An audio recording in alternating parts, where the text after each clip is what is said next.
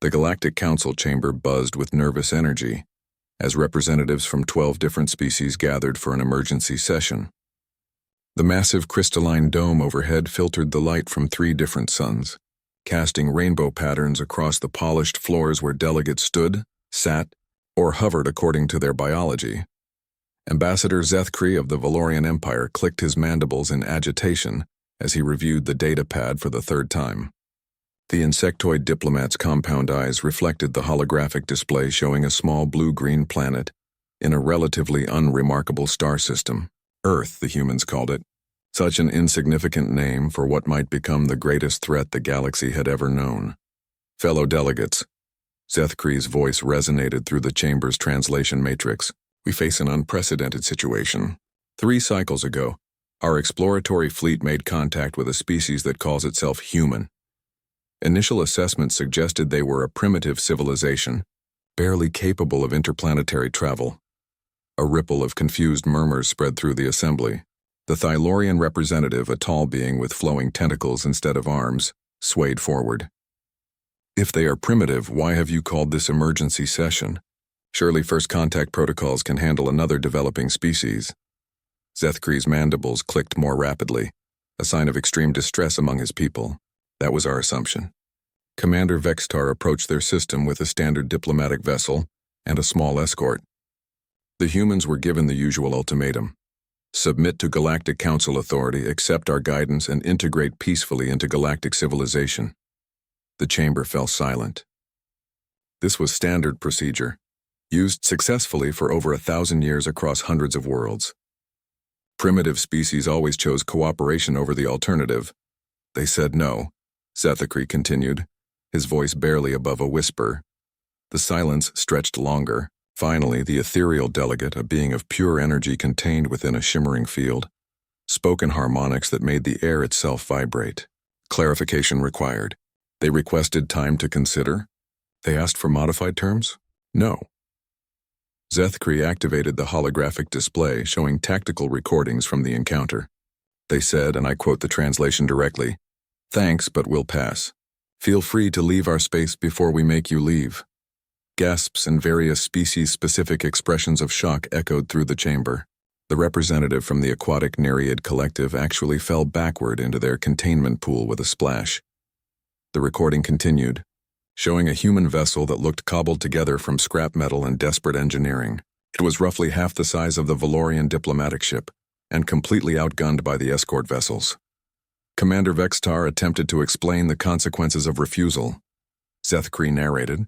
He activated the standard intimidation protocols, powering up weapons systems and positioning the fleet in attack formation. The human response was unusual. On the hologram, they watched as the human ship somehow split apart, revealing that what appeared to be a single vessel was actually 7 smaller craft held together by mechanical clamps. Each ship immediately began moving in a pattern that defied standard tactical doctrine, weaving between the Valorian vessels like they were dancing rather than fighting. Our ships have advanced shields, energy weapons capable of glassing a continent, and armor that has withstood the test of centuries, Zethkri explained, his voice growing smaller with each word. The humans appear to use projectile weapons, crude chemical explosives and metal projectiles. The Thylorian delegate's tentacles writhed in confusion. Then surely your forces achieved easy victory. The hologram showed the first human attack. Instead of energy beams or plasma bursts, tiny metal objects streaked through space at incredible velocities. When they struck the Valorian shield, something impossible happened. They passed right through. Their projectiles somehow bypass our energy barriers, Zethkri continued. Our scientists believe they use purely kinetic force rather than energy, which our shields are not designed to stop. But that's not the worst part. The recording showed one of the human projectiles striking a Valorian escort vessel. Instead of the expected explosion, the metal slug punched through the hull and emerged from the other side, leaving a perfectly round hole. The ship's atmosphere vented into space in a glittering stream.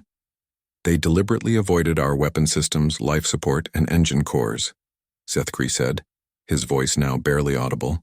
They disabled our ships without destroying them. Without killing anyone. The implications hung heavy in the chamber.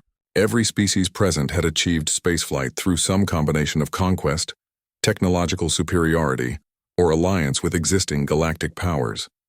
The idea of deliberately sparing enemy lives during combat was not just foreign, it was incomprehensible. Commander Vexitar attempted to escalate. The recording continued. He targeted the human ship with full weapons arrays. What happened next would haunt the delegates' dreams for cycles to come. The human vessels stopped their evasive dancing and instead formed a tight formation. They accelerated directly toward the Valorian fleet, their crude chemical thrusters leaving bright trails across the darkness of space. "They rammed us," Zethkri whispered, "not to destroy but to disable.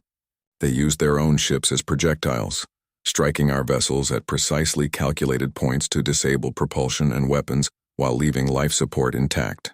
3 of their 7 ships were destroyed in the process." The chamber erupted in chaos. Delegates shouted in dozens of languages while translation systems struggled to keep up. The concept of deliberate self-sacrifice to preserve enemy lives was so alien that many species lacked words to describe it. The ethereal delegates' harmonics cut through the noise like a blade. The surviving humans? They broadcast a message. Zethkri activated another recording. "I will play the exact transmission." A human face appeared on the hologram, bipedal mammalian with forward-facing eyes that suggested a predator species. But when it spoke, the tone was almost apologetic. "Sorry about the rough introduction, folks. We know you probably mean well, but Earth doesn't do the whole galactic empire thing.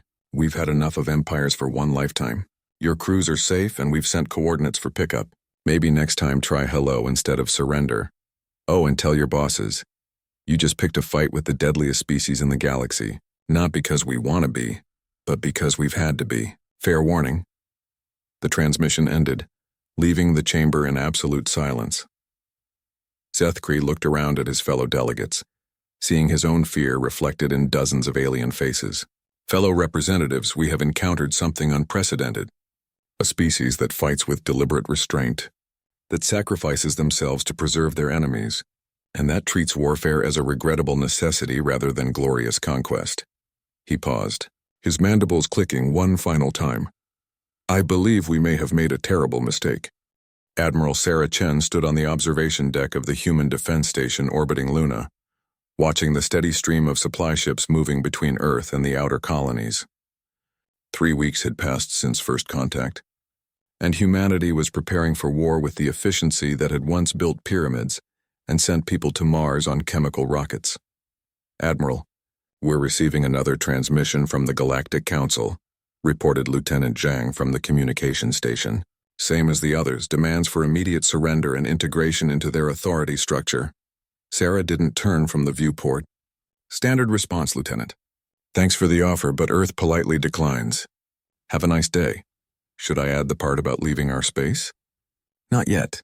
Let them think we're being diplomatic. Sarah finally turned, her weathered face showing the kind of calm that came from commanding spacecraft in the asteroid mining wars. "Any word from our intelligence teams?" Commander Rodriguez stepped forward, carrying a datapad filled with intercepted communications. "The news isn't great, Admiral. The Council controls over 300 star systems and has a combined fleet of roughly 50,000 vessels. Their technology is centuries ahead of ours in most areas." Sarah nodded as if she'd expected this. "Most areas? What about the areas where they're not ahead?" "That's where it gets interesting."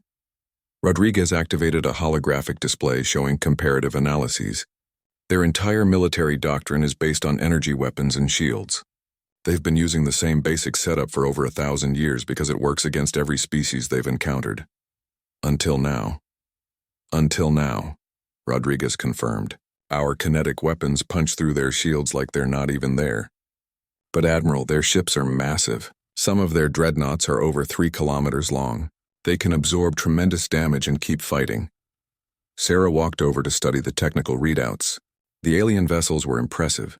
Sleek designs that looked more like art than warships, powered by exotic matter reactors and armed with weapons that could sterilize planets. By any reasonable measure, humanity was hopelessly outmatched. "What's our production status?" she asked. "All asteroid mining platforms have been converted to military production," reported Chief Engineer Nakamura. "We're building ships as fast as physically possible, but Admiral, we're looking at maybe 2,000 vessels total, and most of those are converted civilian craft."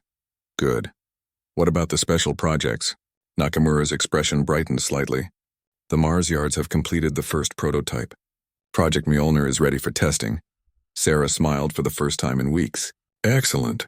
Schedule a demonstration for tomorrow. Make sure our friends in the council can observe. The next morning, a single human ship undocked from the Mars orbital shipyard. Unlike the cobbled-together vessels that had faced the first council contact, this ship looked purpose-built for war.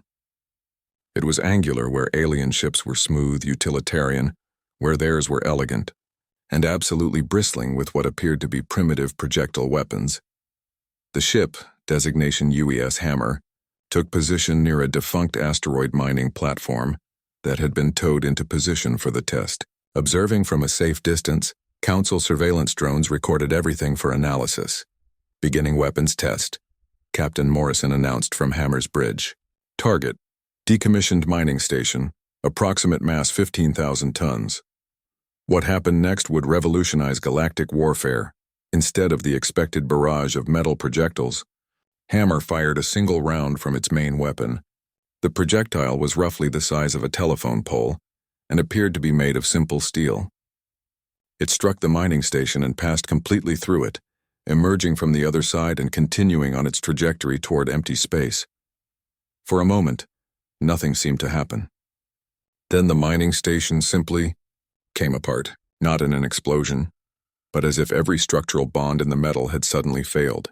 What had been a solid structure became a cloud of component parts drifting in space. The council observers were baffled.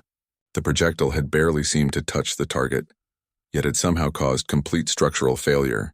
Their analysis would later reveal that the humans had developed kinetic weapons with such precise mass and velocity that they created resonance frequencies in target materials, literally shaking them apart at the molecular level.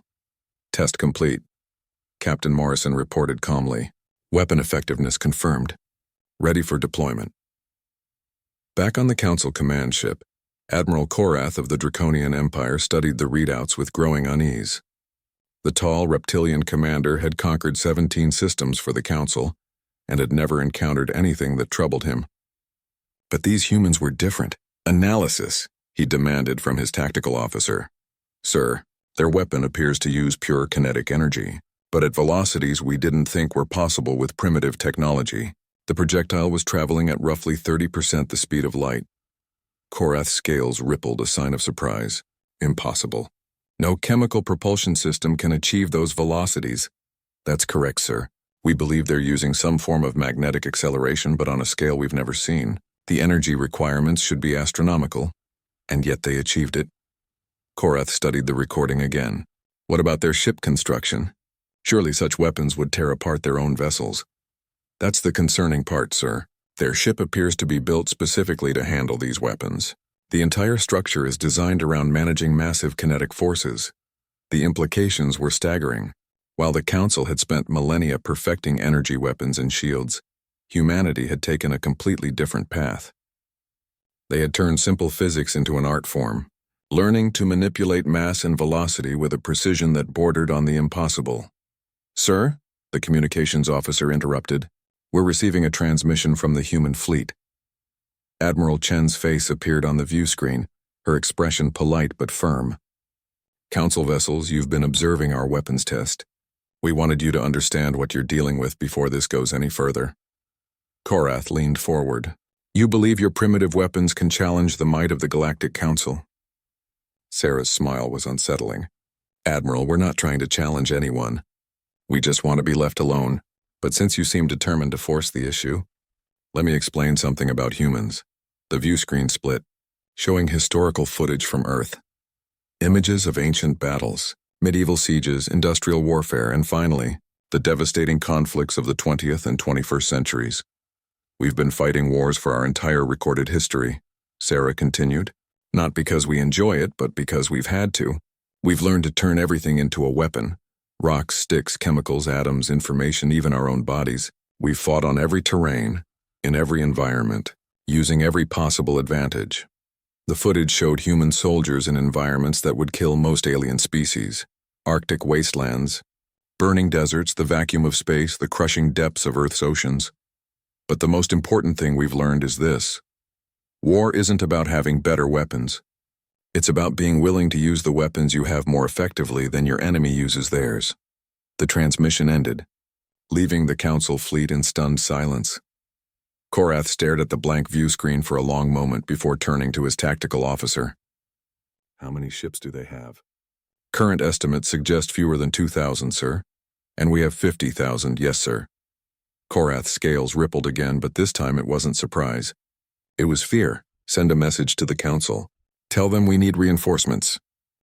The war began at 0347 hours Galactic Standard Time, when the Council's Third Fleet emerged from hyperspace at the edge of the Sol system.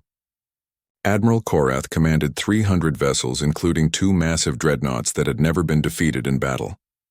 His orders were simple: demonstrate overwhelming force, secure human surrender, and integrate Earth into the Galactic Council.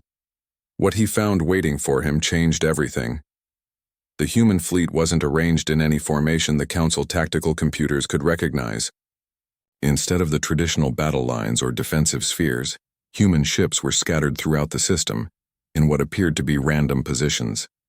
Some vessels were hiding in asteroid fields.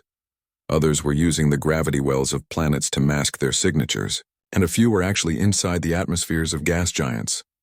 "Admiral," reported his sensor officer, "we're detecting approximately 1,800 human vessels, but they're not responding to our hails." Korath studied the tactical display with growing confusion. "Show me their formations." "Sir, they don't appear to have any formations. They're just everywhere." This was wrong. Every species the Council had encountered fought according to established military doctrine. Fleets faced each other in organized formations, exchanged fire until one side's defenses failed. Then the victor claimed surrender from the defeated. It was civilized warfare, conducted according to rules that had kept galactic conflicts from becoming too destructive. "Open a channel to the human fleet," Korath ordered. Admiral Chen's face appeared on the view screen, but she wasn't on a ship's bridge.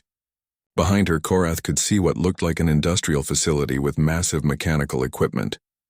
"Admiral Korath," Sarah said, as if greeting an old friend, "welcome to Sol System. I assume you're here to accept our surrender?" Korath's scales bristled. "You will stand down your vessels and prepare for boarding. The Galactic Council has voted. Earth will be integrated." "I'm sorry, Admiral, but Earth voted too. We declined." Sarah's expression remained pleasant, almost conversational. "But I appreciate you coming all this way. It shows commitment. Human, you have 1,800 ships. I have 300 vessels, each one superior to your entire fleet. This is your final opportunity to surrender." Sarah nodded thoughtfully. "You know, Admiral, you're absolutely right about your ships being superior. Your dreadnoughts are incredible pieces of engineering. Faster than light travel, energy shields, weapons that can crack continents. Really impressive stuff. Then you understand the futility of resistance." "Oh, I understand the futility of something, Admiral, but I don't think it's what you think it is." Sarah's smile became predatory. "You see, while you've been developing incredible ships, we've been developing incredible ways to destroy ships." The transmission cut to tactical displays, showing the human vessel positions throughout the system. What had looked like random placement suddenly made perfect sense. Every human ship was positioned at a strategic choke point, asteroid cluster or gravitational anomaly. "Admiral," Korath's tactical officer called out, "the humans are moving." But it wasn't movement as the Council understood it. Instead of forming battle lines or attack formations, the human ships simply accelerated toward the Council fleet from every direction simultaneously. They came from behind asteroids, emerged from planetary atmospheres, and dropped out of the shadow of moons. "Evasive maneuvers," Korath ordered, but it was already too late. The first wave of human attacks weren't aimed at the Council ships themselves. Instead, they targeted the space around them. Kinetic projectiles streaked through the areas where the Council vessels would need to maneuver, creating deadly fields of debris and forcing the alien ships into predictable flight paths. "They're hurting us," the tactical officer reported in amazement. The second wave of attacks came from the converted human civilian vessels. Cargo haulers and passenger liners had been equipped with magnetic accelerators and filled with what appeared to be simple metal rods. These makeshift weapons fired continuously, filling space with a deadly storm of projectiles moving at significant fractions of light speed. Council ships began taking damage as their energy shields proved useless against purely kinetic attacks. The Valorian cruiser Bright Victory found its main engines destroyed by a metal rod no bigger than a baseball. The ethereal vessel Harmonious Song had its sensor arrays shattered by a barrage of what appeared to be steel ball bearings. "Return fire," Korath ordered. The Council fleet's energy weapons lit up space with brilliant beams of coherent light and plasma. Where they struck human vessels, the results were devastating. Entire ships vanished in explosions of vaporized metal and escaping atmosphere. But for every human ship destroyed, 2 more seemed to take its place. Worse, the humans weren't fighting like any species the Council had encountered. When their ships took critical damage, instead of retreating or surrendering, they accelerated toward the nearest Council vessel and rammed it. "Sir," the communications officer called out, "we're receiving a transmission from the human ship that just collided with the Serpentine Fang." On the view screen, a young human face appeared. The bridge behind him was filling with smoke, and sparks were flying from damaged equipment. "This is Captain Martinez of the UES Defiance. Just wanted you to know our reactor's about to go critical. You might want to back away from the Fang." The transmission cut out just as the Defiance exploded, taking the Council destroyer with it. Korath watched in horror as this pattern repeated across the battlefield. Human ships that couldn't win fought until they couldn't fight anymore, then turned themselves into weapons. It wasn't just tactics. It was a fundamental difference in how humans viewed warfare itself. "Admiral," his tactical officer reported, "we've lost 37 vessels. The humans have lost over 400, but they're still attacking." "How many human ships remain?" "Roughly 1,400, sir, but—" The officer paused, checking his readings. "Sir, I'm detecting additional ships entering the system." On the tactical display, new contacts appeared. Not warships, but civilian vessels, cargo haulers, passenger liners, even what appeared to be private yachts. All of them were accelerating toward the battle. "They're using civilian ships?" Korath asked in disbelief. Admiral Chen's voice came over the communication system, broadcasting to both fleets. "All civilian vessels, this is Admiral Chen. You are not required to participate in this action. Repeat, civilian participation is voluntary only." The response came as hundreds of individual transmissions from the civilian ships. UES Lucky Strike, reporting for duty. "We've got a hold full of mining charges that need delivering. This is the passenger liner New Horizons. We've evacuated our civilians and loaded up with magnetic accelerator rounds, ready to serve. Private Yacht Wanderlust here. I know this ship isn't much, but she's fast and she's mine. Nobody makes me surrender my home." The transmissions continued, each one representing ordinary humans who had chosen to fight rather than surrender. Merchants, miners, tourists, families, all of them willing to turn their civilian vessels into weapons. Korath felt something he had never experienced in 2 centuries of military service. Genuine fear. Not fear of death or defeat, but fear of something fundamentally alien to his understanding of warfare. "Sir," his communications officer said quietly, "the humans are broadcasting something else." A new voice came over the communication system, older and carrying the weight of authority. "This is President Martinez of Earth. Council fleet, you came here expecting us to surrender because your ships are bigger and your weapons more advanced. But you made a mistake. You assumed that having better technology means you deserve to win." The voice paused, and in the background, Korath could hear what sounded like industrial machinery and voices coordinating complex operations. "Humans have been fighting wars since before we had metal tools. We've learned that victory doesn't go to whoever has the best weapons. Victory goes to whoever wants it more. And Admiral Korath, we want our freedom more than you want our submission." The transmission ended, leaving the Council fleet surrounded by an enemy that refused to follow any of the established rules of galactic warfare. Korath looked at his tactical display, watching as more human ships emerged from every hiding place in the system. Each one was smaller than his vessels, less advanced, more fragile. But there were so many of them, and they fought with a ferocity that his species had never encountered.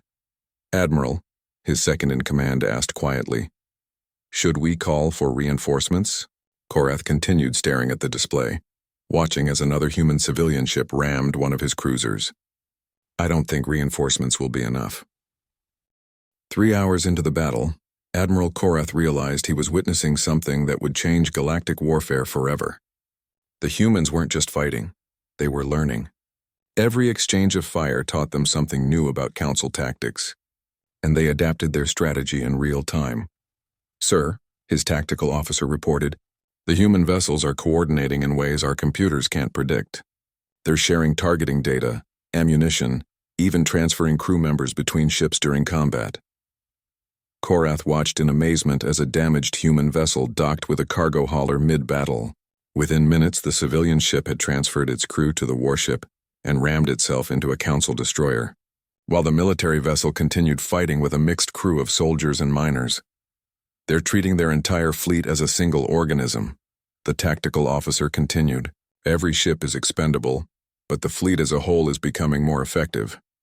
This violated every principle of military doctrine the Council had developed. Individual ships were valuable assets commanded by trained officers and crewed by specialists.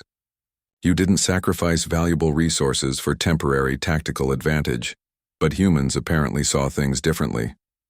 "Admiral Korath," Admiral Chen's voice came over the communication system. "Your fleet has been fighting for 3 hours. Your crews must be getting tired." Korath activated his reply channel.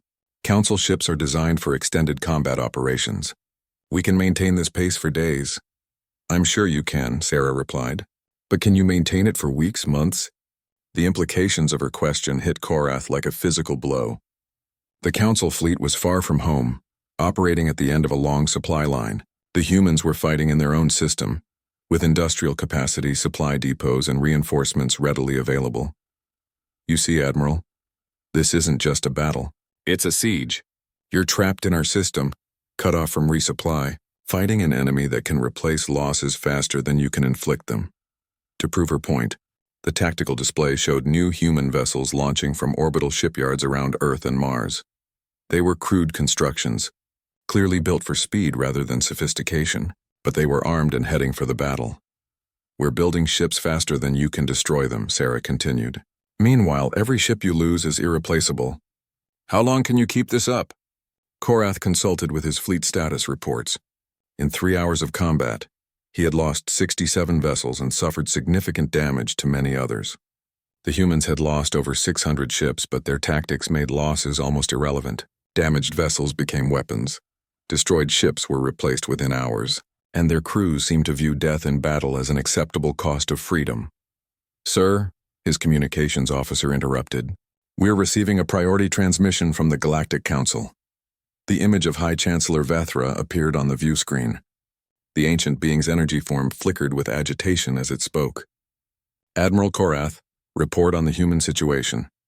Chancellor, the humans are proving more resistant than anticipated. I recommend deploying additional fleets to ensure complete victory." "Admiral, we are deploying the 2nd, 4th, and 7th fleets to your position. Nearly 1,000 vessels are en route. Surely this will be sufficient to handle a primitive species." Korath hesitated. A few hours ago he would have agreed. Now, after watching humans turn civilian ships into weapons and coordinate tactics in ways the Council had never seen, he wasn't sure if 1,000 ships would be enough. "Chancellor, I must report that human tactics are unlike anything in our military databases. They appear to view warfare as a total effort involving their entire civilization." "Explain." "Sir, they're using civilian vessels as military assets, conducting repairs and resupply operations during active combat, and their crews are willing to sacrifice themselves with no expectation of survival. They're not fighting according to any recognized military doctrine." The Chancellor's form flickered more rapidly. "Admiral, are you telling me that a species with primitive technology is defeating the 3rd Fleet?" "No, sir. I'm telling you that a species with primitive technology is teaching us that our definition of primitive may be flawed."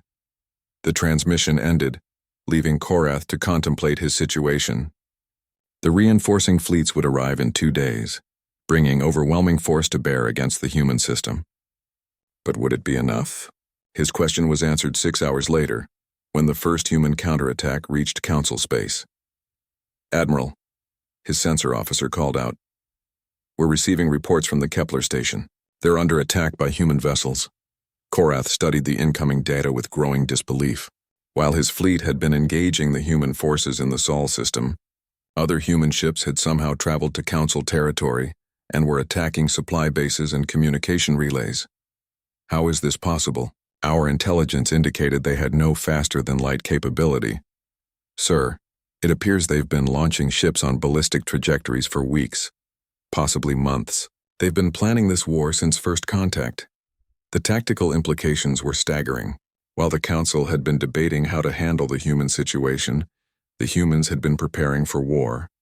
They had sent ships to Council space before the fighting even began, positioning assets for strikes against strategic targets. What are they attacking? Communication relays, supply depots, and isolated outposts. They're not trying to conquer territory, they're disrupting our ability to coordinate and resupply our fleets, Korath realized with growing horror that the humans had not just been learning during the battle. They had been studying the Council for weeks, identifying weaknesses and preparing countermeasures. The primitive species that had supposedly stumbled into first contact had actually been conducting reconnaissance and strategic planning. Sir, the communications officer added, we're also receiving reports of human ships conducting rescue operations. Rescue operations? Yes, sir. At the sites where they've attacked our facilities, they're rescuing survivors and providing medical aid to wounded Council personnel. This was perhaps the most disturbing news yet. The humans were conducting military operations with one hand, while providing humanitarian aid with the other. They were destroying Council military assets while carefully preserving Council lives. Admiral Chen's voice came over the communication system again. I thought you should know your reinforcements have arrived at Kepler Station. Korath checked his displays. But the reinforcing fleets weren't due for another 36 hours. That's impossible. I'm afraid not, Admiral. You see, while you've been fighting us here, we've been fighting you there. Your second fleet ran into some of our ships about 6 hours ago. The tactical display updated to show feeds from the Kepler system. Council reinforcements were engaged in battle with human vessels that had somehow arrived before them. The humans were using the same tactics they had employed in the Sol system, turning every available resource into a weapon and fighting with complete disregard for conventional military doctrine. How many ships do you have? Korath demanded. That's the wrong question, Admiral, Sarah replied. The right question is, how many ships are we willing to build? And the answer is, as many as it takes. The display showed industrial facilities throughout human space operating at maximum capacity. Asteroid mining platforms had been converted to ship construction. Civilian manufacturing had been retooled for military production, and even orbital habitats were producing components for warships. You see, Admiral, you made the same mistake that species have been making about humans for our entire history. You looked at our technology and assumed it represented our capabilities. But human capability isn't measured by our tools.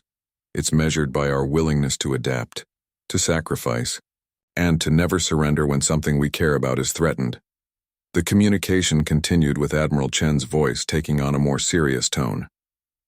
We don't want this war, Admiral. We never wanted any of this, but you gave us two choices: surrender our freedom or fight for it. And humans have never been very good at surrendering. Korath looked around his bridge at his crew. They were competent, professional, experienced. But they were fighting according to rules and doctrines that the humans simply ignored. How do you defeat an enemy that turns their weakness into strength, their defeats into victories, and their civilians into soldiers? Admiral, his tactical officer reported quietly, long-range sensors are detecting additional human ships entering the system. Estimated number 3,000 vessels. Korath closed his eyes. The reinforcements wouldn't matter. Neither would the advanced technology or superior firepower. The Council was fighting an enemy that redefined warfare itself, turning every disadvantage into an opportunity and every sacrifice into a weapon. Open a channel to Admiral Chen, he said finally. Yes, Admiral. I would like to discuss terms. The ceasefire negotiations took place aboard a neutral vessel, a human hospital ship that had been hastily converted from a luxury cruise liner. Admiral Korath found the choice symbolic and unsettling. Even their medical facilities were repurposed civilian assets, reinforcing the human approach of total societal mobilization. As Korath's shuttle approached the hospital ship, he could see the evidence of battle throughout the Sol system. Debris fields marked where ships had died, but already human salvage operations were at work, recovering materials that would be recycled into new vessels. Nothing was wasted, everything was repurposed. The docking bay was efficiently organized but clearly improvised. Human crew members guided his shuttle to a landing spot between two council vessels that were apparently being repaired by human engineers. When Korath emerged from his shuttle, he was greeted by Admiral Chen and something he hadn't expected: the rescued crew from the council destroyer that had been rammed earlier. "Admiral Korath," Chen said, extending her hand in the human gesture of greeting. "Thank you for coming. I think it's time we had an honest conversation." The conference room was functional rather than impressive, with a large table surrounded by chairs designed to accommodate different alien physiologies. Maps and tactical displays covered the walls. But what drew Korath's attention were the medical reports scattered across one corner of the table. "Casualty reports," Chen explained, noticing his interest. "Both sides. We've been tracking the cost of this conflict." Korath studied the numbers with growing amazement. Despite the ferocity of the fighting, human medical teams had rescued over 800 council personnel from damaged or destroyed vessels. Meanwhile, the humans had lost nearly 1,500 of their own people. But their reports listed each death with detailed personal information: names, families, previous occupations. "You keep detailed records of your casualties," Korath observed. "Every single one," Chen replied quietly. Merchant Captain Rodriguez had 3 children and was planning to retire next year. Lieutenant Commander Patel was a former teacher who joined the Defense Force when the war started. Engineer Chen, no relation, left behind a husband and was 6 months pregnant. The recitation continued, each name representing not just a military asset, but a person with connections, dreams, and losses. It was unlike any military briefing Korath had ever received. "Why?" he asked finally. "Because that's what makes us human," Chen replied. "We remember our dead, and we fight harder because of them." The formal negotiations began with representatives from both sides presenting their positions.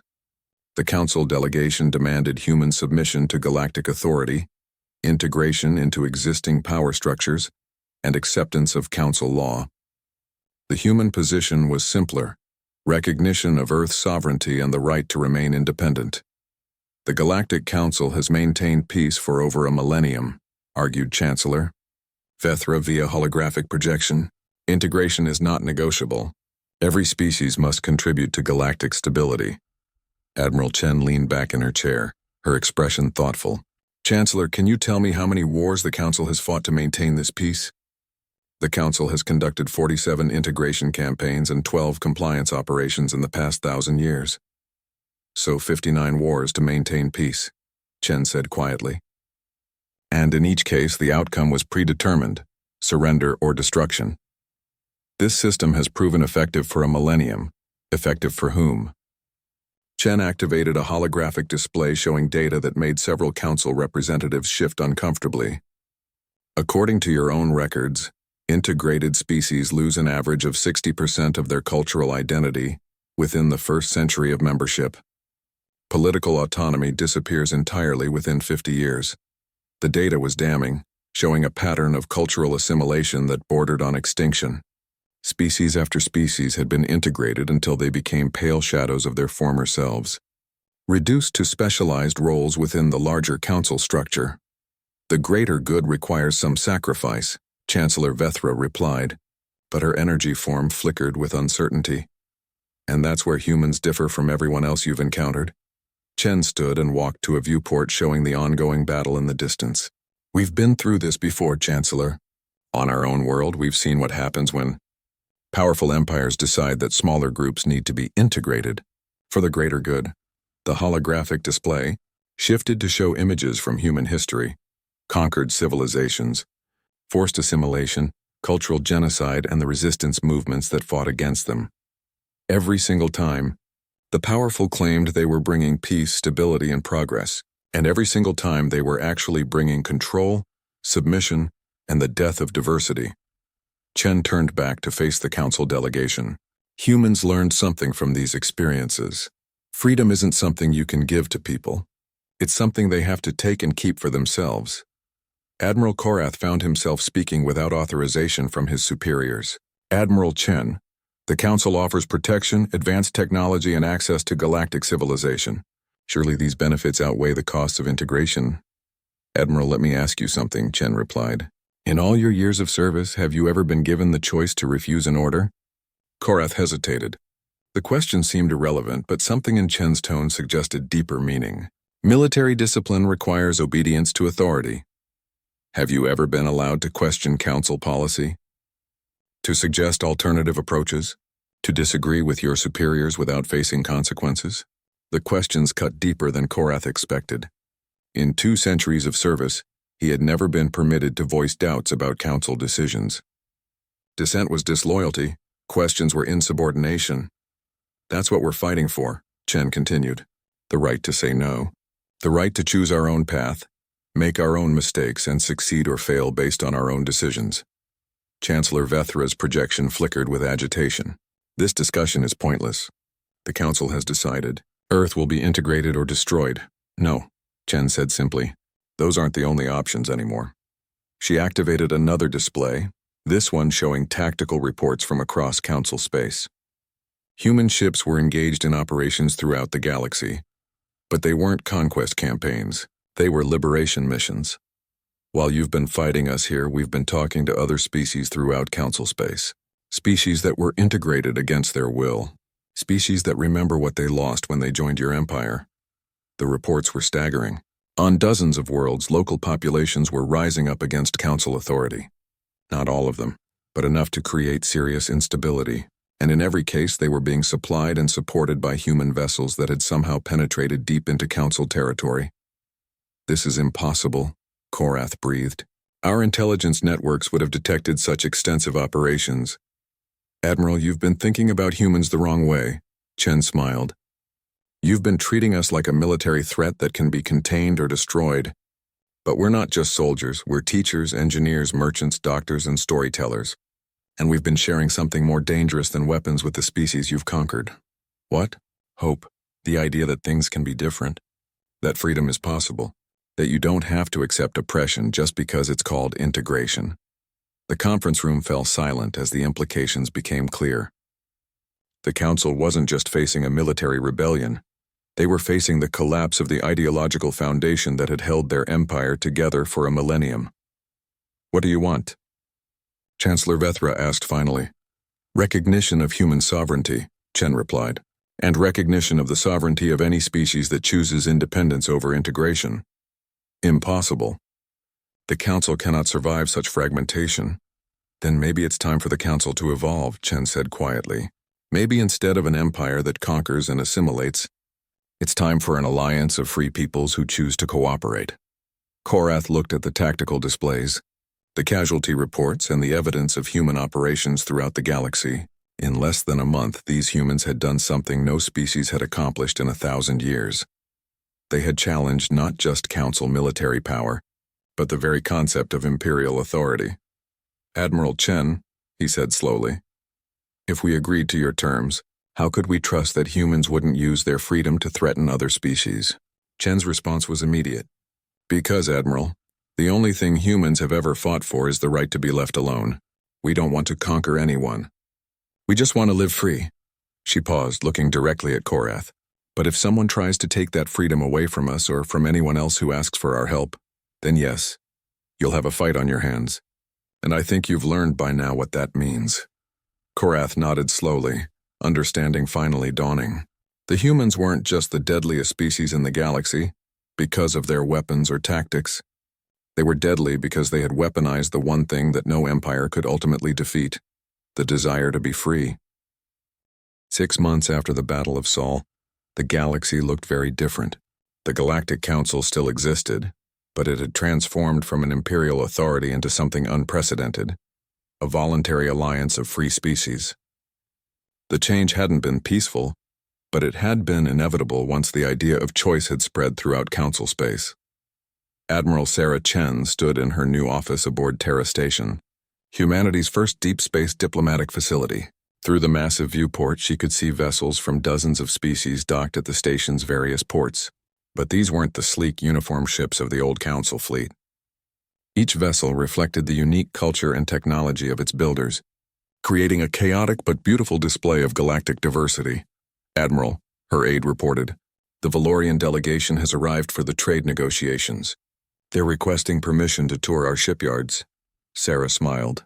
The Valorians had been among the first to break away from the old council structure, inspired by humanity's successful resistance. Their request for a shipyard tour was particularly ironic, given that 6 months ago they had been trying to destroy those same facilities. Grant permission, but remind them that our weapons technology is not for sale. Understood, Admiral. Also, Admiral Korath is here for your scheduled meeting. Sarah nodded. Korath had become an unlikely ally in the months following the ceasefire. His detailed reports on human tactics had helped other council commanders understand what they were really facing, ultimately contributing to the peaceful resolution of several potential conflicts. Korath entered the office, his reptilian features displaying the relaxed posture that had replaced his former military rigidity. Over the past months, Sarah had learned to read draconian body language, and she could see that her former enemy was troubled. Admiral Chen, Korath said, settling into a chair designed for his physiology.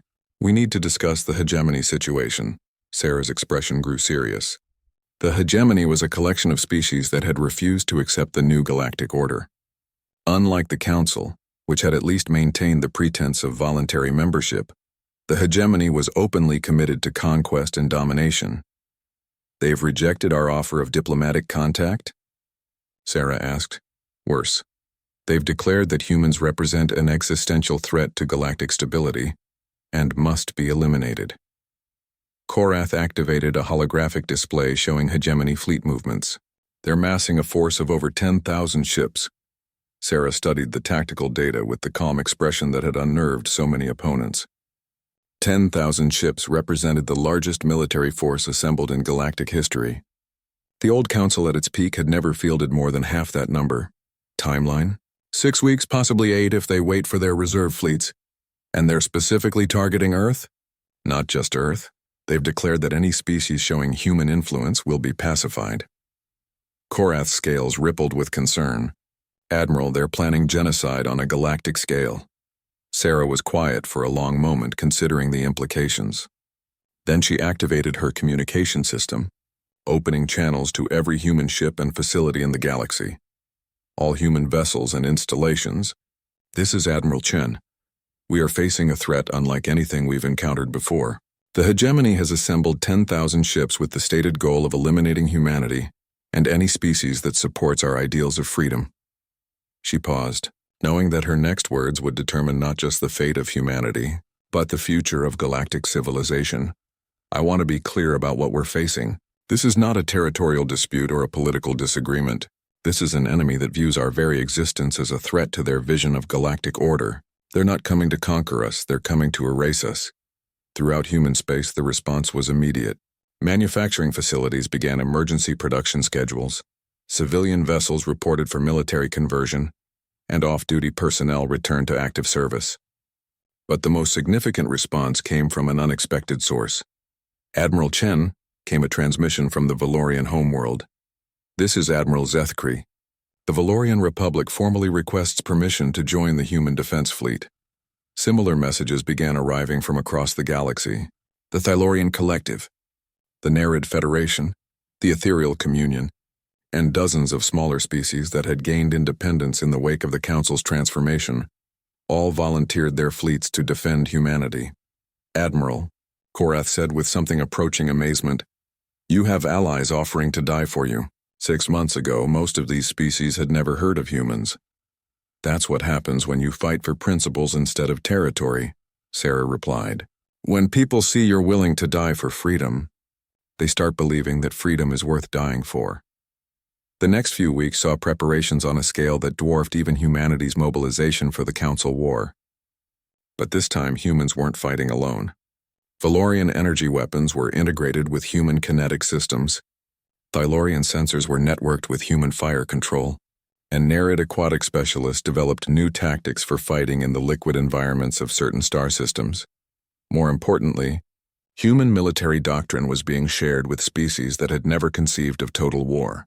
The idea that civilians could become soldiers, that merchant vessels could become warships, and that every member of society could contribute to defense was revolutionary to most galactic civilizations.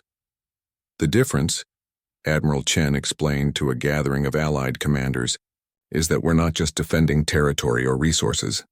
We're defending an idea, and ideas can't be conquered by superior firepower. The test of that philosophy came when the hegemony fleet arrived at the edge of human space. Their ships were massive, their technology advanced, and their formation perfect according to traditional military doctrine. They had come to crush the human rebellion and restore galactic order. What they found, waiting for them, was unlike anything in recorded military history. The Allied fleet wasn't arranged in neat formations or defensive lines. Instead, ships from dozens of different species were scattered throughout the combat zone in patterns that seemed random, but were actually carefully coordinated. Human vessels were integrated with alien designs, creating hybrid tactics that combined the best of multiple military traditions. Hegemony Fleet, Admiral Chen broadcast on all frequencies. You have entered sovereign space without permission. You are ordered to withdraw immediately. The hegemony response was predictable. Human fleet, you will surrender unconditionally or be destroyed. You cannot stand against the might of 10,000 ships. You're right, Sarah replied calmly. We can't stand against 10,000 ships. That's why we're not going to try. The first wave of the battle began not with massive fleet engagement, but with something the hegemony had never encountered: coordinated guerrilla warfare in space. Small groups of ships struck at the edges of the hegemony formation, forcing them to spread their defensive formations. Meanwhile, specialist teams targeted command and communications vessels, disrupting the enemy's ability to coordinate their massive fleet. They're not fighting like a fleet, the hegemony admiral reported in confusion. They're fighting like an infection. Individual cells attacking wherever we're weakest. The comparison was more accurate than he knew.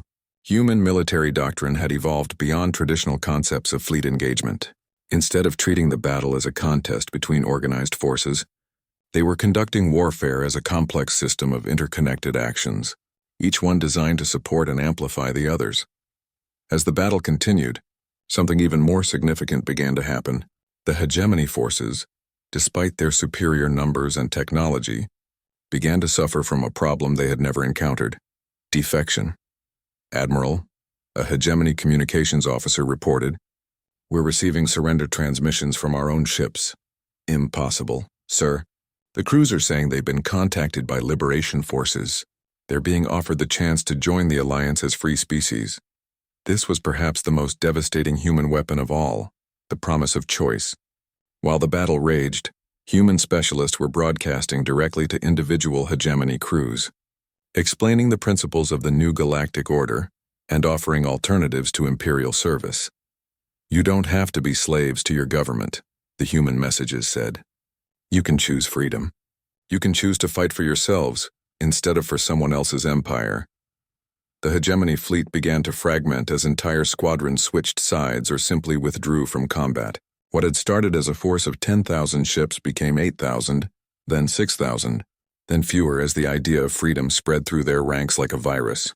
In the end, the Battle of Terra lasted 12 hours and changed everything. The hegemony fleet was defeated not through superior firepower, but through the simple act of offering their own people a choice. Admiral, Korath said as the last hegemony vessels either surrendered or fled, "You've done something that will reshape galactic civilization forever." "We all did," Sarah replied, watching as former enemies worked together to rescue survivors from damaged ships. "We proved that freedom isn't just a human concept, it's universal. And once people taste it, they'll fight to keep it."